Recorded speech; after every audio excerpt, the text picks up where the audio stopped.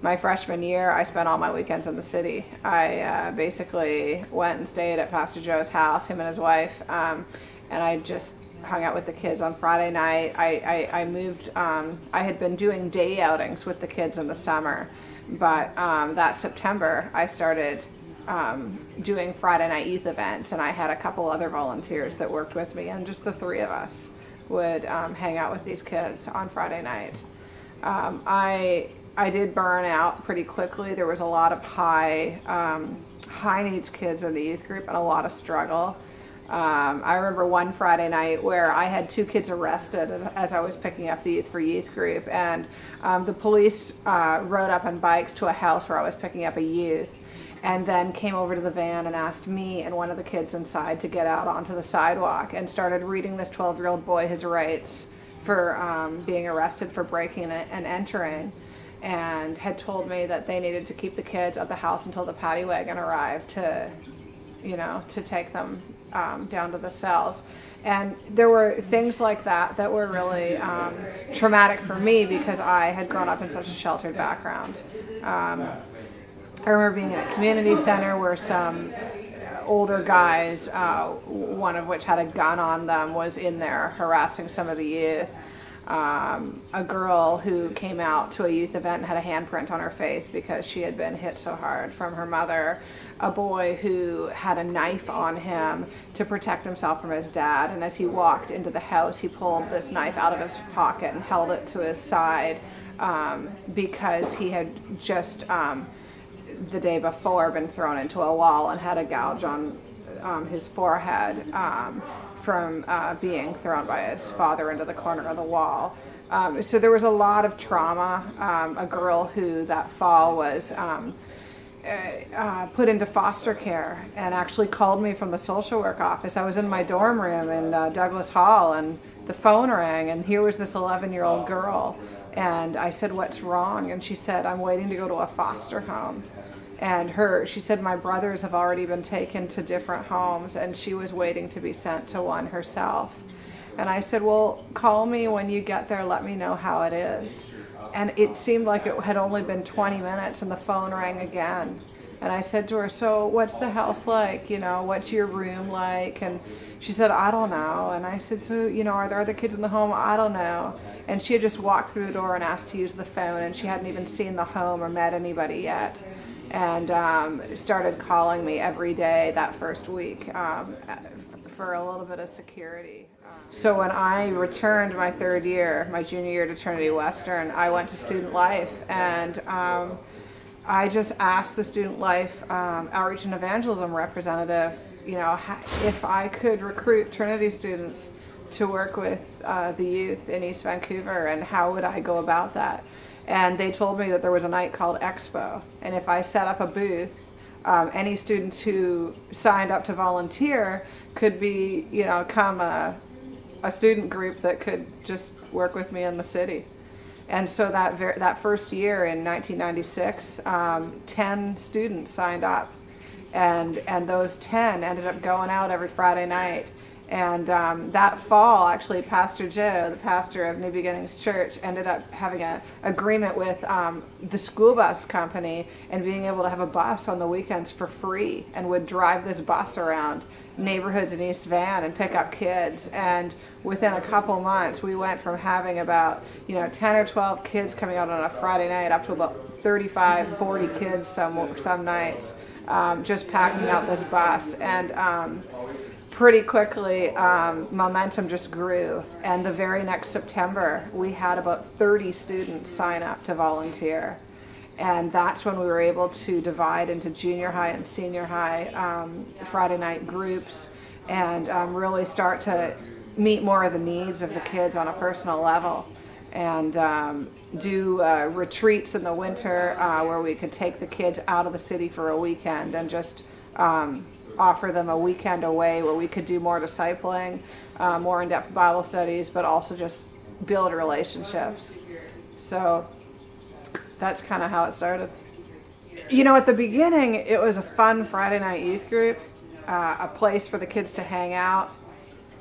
And very quickly I realized that for these youth, it started to mean so much more. For some of these kids, it was their lifeline.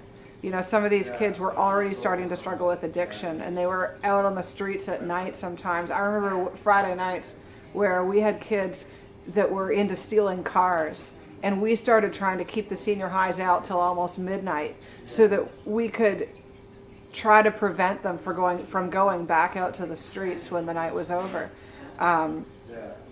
But quickly these youth took Trinity students to be their role models. And after a couple of years, some of the students even talked about, some of the youth even started to dream about going to Trinity Western University. And I hadn't even thought about that at the beginning. But pretty quickly, these kids, they loved their Trinity Western youth leaders. And more than anything, they wanted to have, they wanted hope for their lives. And they wanted to, a lot of them had never had a family member go to college or university.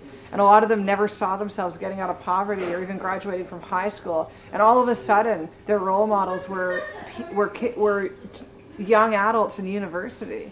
And some of those Trinity students actually would bring the kids home to their families. And they'd meet Christian families, and they'd be taken out to the suburbs or taken out camping with youth extreme leaders and their families. And all of a sudden, this world opened up to these kids. And I realized that it was becoming so much bigger than I had even dreamed possible. And a lot of times youth leaders will only commit to 1 year of youth extreme. You know, they'll come out for 1 year and they'll see these kids and how tough they are, and maybe they feel like they're not making a difference. But I mean, I've seen youth just like Mark. You know, Mark started coming out when he was 14 years old. You know, he'd come out here and there on a Friday night, wasn't even very committed the first couple of years, and didn't become a Christian until after he graduated from grade 12. And there are youth leaders that spent 4 years with Mark that have never seen him since he's been a Christian. But he was a kid who went through 4 years of youth extreme and started attending Christian camp, became a Christian, and ended up following that dream of going to college and being able to go to Trinity Western University.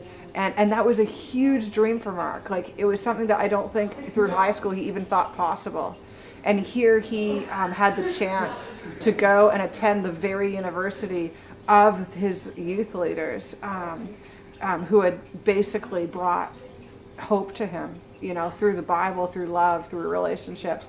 And to this day, he is still in touch with, you know, some of his youth leaders from 10 years ago.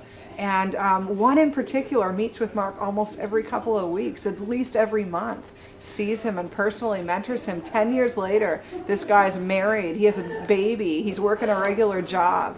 And he's still mentoring one of the kids that was one of these guys running around on a Friday night. And Mark has hope now. I mean, he has the hope to have a stable home, to have a family, to be able to have an education, be able to work and provide for himself, to be free of drug and alcohol addiction. And some of these kids, you know, don't make it. I mean, I've buried more kids than I've seen go to university. I've been at funerals for kids where youth leaders have loved them and loved them and loved them and spent, you know, driven in midweek to do Bible studies or to spend time with them, and have just gone out of their way. You know, kids who've gone on road trips with us down to California, out to Mount Baker. And those, you know, 3 of those kids, I've personally been at their funerals. Tragic deaths where they've died in stolen cars. Where they've died because of where addiction has brought them, and the group of youth that they ended up hanging out with, so for a lot of these kids, it's the difference between life and death. You know, for a lot of these kids, you know, that is the reality. You know, they've already had a parent die, you know, or they've had a parent in jail, or their parents are struggling with drug and alcohol addiction, or they have a parent living in the downtown east side. And, you know, for these kids, when they see somebody be able to have hope and who actually shows them tangibly that their life is worth something and that there's a God who truly loves them, I mean, it's so powerful. And for some of these kids, it's been that difference. And I've seen many kids accept Christ. We have, a few youth who've attended Trinity Western now. We have a youth at Columbia Bible College right now. A Trinity Western student actually took her to View Day and brought her out there and helped her get linked into an early childhood education program because she loves working with kids.